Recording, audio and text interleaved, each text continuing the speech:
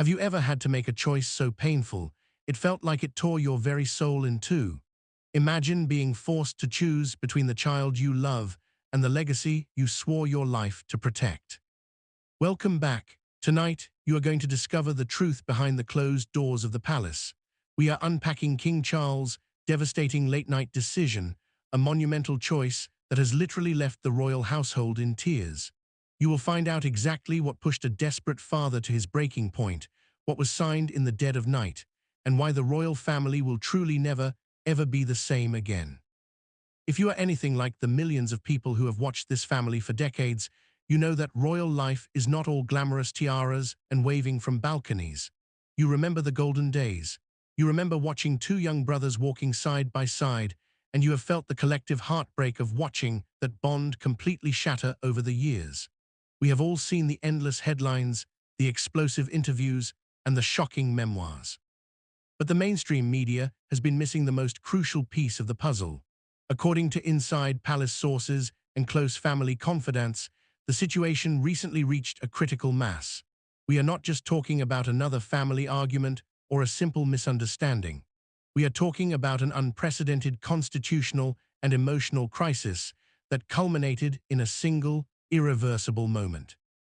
To truly understand the gravity of what you are about to hear, you have to step into King Charles' shoes. Imagine you are in your mid-70s. You have waited your entire life to take on the most difficult, high-pressure job in the world. But right as you finally wear the crown, your health becomes a major obstacle and your family is completely fractured. You are trying to hold together a 1,000-year-old institution, but your own home is falling apart. For the past few years, the king has been walking an impossible tightrope.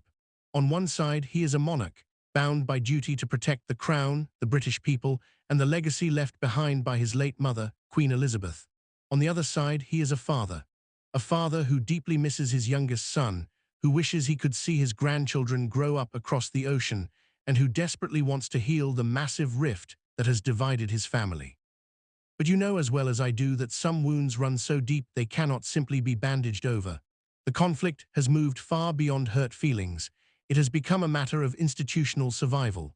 Prince William, the future of the monarchy, has drawn a firm line in the sand. Queen Camilla has watched her husband agonize, lose sleep, and deteriorate under the immense stress of constant public attacks. Every time the palace tries to extend an olive branch, it seems to be snapped in half and broadcast to the world. So why does this specific story matter to you right now? Because the king just realized that he can no longer play both roles. He cannot be the forgiving father and the strong monarch at the same time. The situation demanded a resolution, and the pressure was quietly building toward a massive explosion behind palace walls. Something had to give. And a few nights ago, the absolute unthinkable happened. Let us look at exactly what happened, why it matters so much, and how this tragic event unfolded hour by hour. The background of this situation starts with a quiet evening at Clarence House. Sources reveal that the king had been reviewing a series of legal and royal documents regarding the future succession, the management of royal properties, and the long-term funding of the extended family. This is standard procedure, but recently, these documents have carried a heavy, unspoken question. What exactly is to be done about the Duke and Duchess of Sussex? For months, the king had delayed making any permanent, binding decisions. He had left doors slightly cracked open. He had kept certain royal leases in limbo. He had refused to officially sever all possible avenues for a future reconciliation, much to the deep frustration of Prince William. William's stance has been incredibly clear from the start. You protect the institution, and you protect your own. William felt that the constant drama was overshadowing their charity work and damaging the monarchy's global reputation. But that is not the whole story. What triggered this specific late-night crisis was an unexpected communication from across the Atlantic. While the exact contents of this message are heavily guarded, palace insiders suggest it was a list of strict conditions required for any future family visits or public reconciliations. It was a demand for apologies, a demand for specific security arrangements, and a demand for a highly altered royal protocol. For Charles, who was sitting in his private study, exhausted and worn down by his ongoing medical treatments, this was the final straw. And then something unexpected happened. Instead of calling his usual roster of PR advisors to draft a polite, non-committal response, the king requested an immediate, in-person meeting with only two people, Prince William and Queen Camilla. Think about the atmosphere in that room. It is nearing midnight. The palace corridors are entirely silent, save for the rain lashing against the massive windows. The king summons his eldest son and his wife. When William arrived, aides noted that the Prince of Wales looked incredibly tense, bracing for yet another argument about giving his younger brother a second, third, or fourth chance. But the real drama started when the king did not ask for a debate. He did not ask for their opinions. He simply laid a series of documents on his desk. How it unfolded from there is nothing short of heartbreaking. King Charles, with tears reportedly welling in his eyes, looked at William and admitted something he had fought against for years. He admitted defeat. He confessed that his attempts to be a peacemaker were tearing the rest of the family apart. He acknowledged that the stress was entirely unfair to William, to Kate, and to Camilla, who had silently endured intense public scrutiny. The documents on the desk were legal directives. They officially and permanently reorganized the royal family's private estates, removing the final remaining footholds that Harry and Meghan held within the royal properties. Furthermore, it finalized the absolute removal of any financial or logistical support from the duchy, placing an ironclad barrier between the working royals and the non-working members residing in America. It was a decree of permanent separation. When the king picked up his pen, the room went completely still. Sources say Queen Camilla gently placed her hand on his shoulder, tears streaming down her own face, knowing exactly how much this single action was breaking her husband's heart. Prince William, usually incredibly composed and stoic, visibly reacted to the emotional weight of the moment. Seeing his father, his sovereign, weep over the loss of a son was a devastating blow. William realized that his father was sacrificing his own deepest personal desires simply to protect him and the future of the crown. The king signed his name. Why this matters is crucial for you to understand.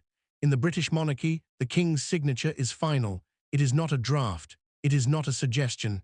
It is the absolute law of the land regarding royal family matters. By signing these documents, King Charles formally chose the crown over his son. He closed the door, he locked it, and he handed the key entirely to Prince William. The immediate reactions from the palace staff were pure shock. When the directives were handed to the king's private secretary the following morning, the reality of the situation sent ripples through the royal household. Servants who had watched both boys grow up were reportedly incredibly deeply saddened. The media instantly sensed a shift in the palace's tone. There were no more leaked stories about hopes for reconciliation.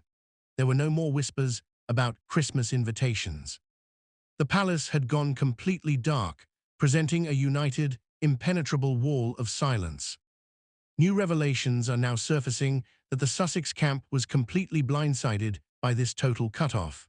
They had operated for years under the assumption that Charles' deep paternal love would always provide a safety net, that they could push boundaries because a father's forgiveness is infinite. But they fundamentally misunderstood the burden of the crown. So what is the ultimate takeaway from this tragic midnight meeting? The payoff here is understanding the extreme human cost of royalty. From the outside, you might see castles, wealth, and unmatched privilege.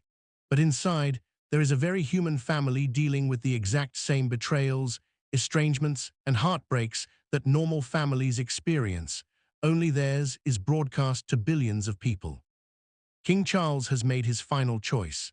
He has set the stage for Prince William's eventual reign, ensuring that when William finally ascends to the throne, he will not have to deal with the messy, painful process of excommunicating his brother. Charles has taken the heavy burden of that emotional pain entirely onto his own shoulders. He played the villain in his younger son's eyes, so his older son would not have to. It is the ultimate tragedy, and perhaps the ultimate act of a father's love for the future of his family. To summarize, a demanding communication pushed an already exhausted King Charles to his absolute limit. In a highly emotional, late-night meeting with Prince William and Queen Camilla, The king signed binding directives that permanently sever the remaining structural and financial ties with the Sussexes. He sacrificed his personal hope for a reunited family to protect the legacy of the monarchy. The palace wept not out of anger, but out of profound, devastating grief for a family that is now fractured beyond repair. This story is still unfolding, and the ripples from this midnight decision will undoubtedly cause massive reactions in the days to come. You will not want to miss the inevitable fallout from California. If you want to know how Prince William is preparing for his new, undisputed role at the head of the family, make sure you click the video on your screen right now. Before you go, I want to hear your thoughts. Do you think King Charles did the right thing by protecting the monarchy, or should a father never close the door on his son? Drop your opinion in the comments below. I read every single one. Subscribe and hit the notification bell so you never miss an update on this breaking story. Thank you so much for watching, and I will see you in the next video.